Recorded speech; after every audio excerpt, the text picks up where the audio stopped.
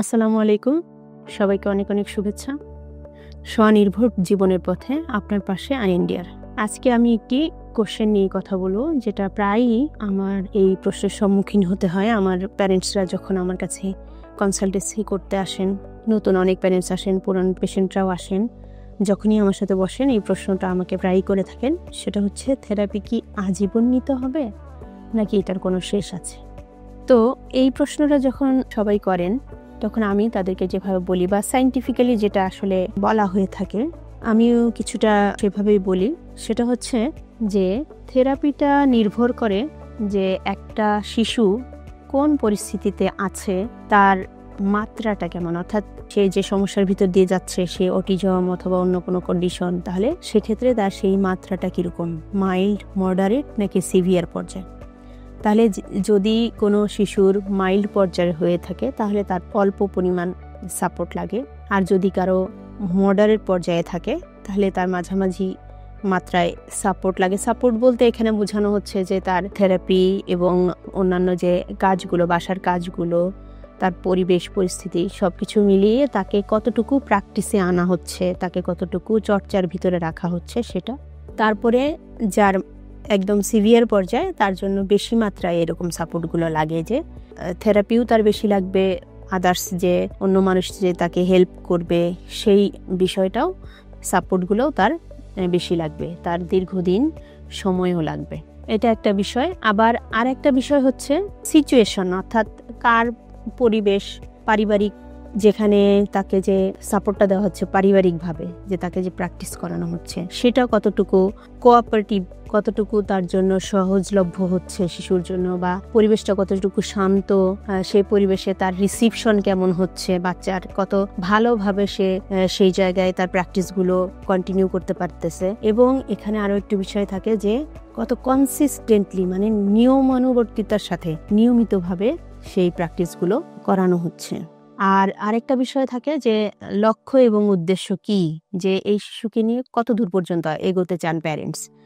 তাহলে অনেকের ক্ষেত্রে এমনটা হতে পারে যে, আমি একটা ছোট উদাহরণ দিয়ে বুঝাই দিই, যে যেমন ধরেন যে থেরাপিতে যে শিশু, একটি অটিজম বাচ্চা, তাকে চুল আঁচড়ানোর প্র্যাকটিস করানো হচ্ছে, যে তাকে তার এডিএলস, এটা ওয়ান কাইন্ড অফ যে তার গ্রুমিং অ্যাক্টিভিটি, তাকে ইন্ডিপেন্ডেন্টলি এটা করতে হবে কারো সাহায্য ছাড়া।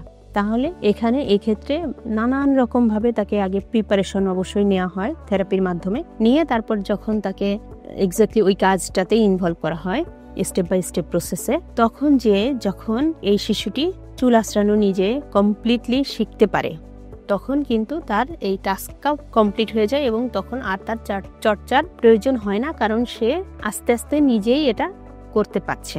এখন শুধু অভ্যাসটা কন্টিনিউ করা, অর্থাৎ মেনটেনেন্স করা, যে সে এটা শিখে গিয়েছে, এখন আর ওর কোনো সাহায্য লাগবে না, তখন আর ওকে সাহায্য করার প্রয়োজন নেই, সে এটা নিজে নিজে পারে। এই পর্যন্ত তাকে প্র্যাকটিস, মানে প্রতিদিন যখন তার দৈনন্দিন কাজে তার চুল আঁচড়ানোর প্রয়োজন হবে, তখন যেহেতু সে শিখেছে থেরাপির মাধ্যমে, তাহলে সে নিজেই এটা প্র্যাকটিস করবে এবং এইভাবেই কন্টিনিউ করবে। যদি এখানে বাবা মা আবার তাকে করিয়ে দেন, তাহলে কিন্তু তার চর্চাটা বন্ধ হয়ে যাচ্ছে, তাহলে কিন্তু সে আবার অলস হয়ে যেতে পারে, যে না, আমাকে যেহেতু অন্য কেউ করিয়ে দেয়, তাহলে আর আমার নিজের করার প্রয়োজন নাই। মোটামুটি বিষয়গুলো হচ্ছে এরকম, যে যখন থেরাপি করতে করতে একটা বাচ্চা ইন্ডিপেন্ডেন্ট হয়ে যাবে, তখন কিন্তু তার আর থেরাপির প্রয়োজন পড়ে না। তখন তার প্রয়োজন হয় যে সেটা মেনটেনেন্সে থাকা, যে সে যে কাজগুলো করছে সেই কাজগুলো সে নিজে নিজে করবে। আর কিছু জিনিস আছে হয়তো সেটা কখনোই তার নাও আসতে পারে, নাও করতে পারে, সেটারও একটা সিস্টেম আছে, সেই সিস্টেম অনুযায়ী মেনটেনেন্সে চলবে। এবং এরপরে যেটা হচ্ছে যে একটা ফলো আপ, যদি কোনো ইনকেস কোনো ধরনের কোনো অসুবিধা ভবিষ্যতে হয় বা কোনো একটা নতুন ইস্যু আসছে, সেটা নিয়ে পরামর্শ নেওয়া দরকার, তখন সেটা ফলো আপে হবে।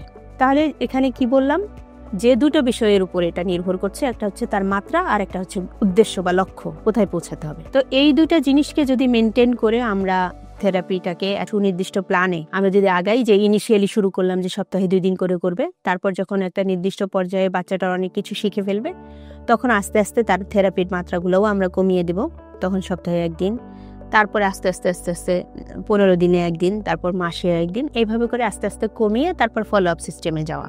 এটা হচ্ছে সিস্টেম। দর্শক মণ্ডলী, আপনারা নিশ্চয়ই বুঝতে পেরেছেন যে আমি কি বিষয়টা বোঝানোর চেষ্টা করলাম। এভাবেই আসলে আমরা করে থাকি এবং ডিসচার্জও এভাবে করি, তারপরে আস্তে আস্তে ফলো আপে থাকে। আর যাদের তারা একদম পুরোপুরিভাবে বাবা মা বুঝে যান যে বাচ্চাকে কিভাবে তারা মেনটেন করবেন, তারা অনেক সময় দীর্ঘ সময় পরেও ফলো আপে আসতে পারে, 2 বছর 4 বছর পরেও ফলো আপে আসতে পারে, অথবা নিজেরাই ম্যানেজ করে চলতে পারে। কারণ এখানে মেইন জিনিসটা হচ্ছে যে এই শিশুটির সাথে আজীবন চলা এবং তার বিষয়বস্তুগুলো বোঝা, তাকে তার নিজের কাজগুলো করতে দেওয়া এবং এভাবে জীবন অতিবাহিত করা। তো এ পর্যন্তই, সবাইকে অনেক অনেক ধন্যবাদ।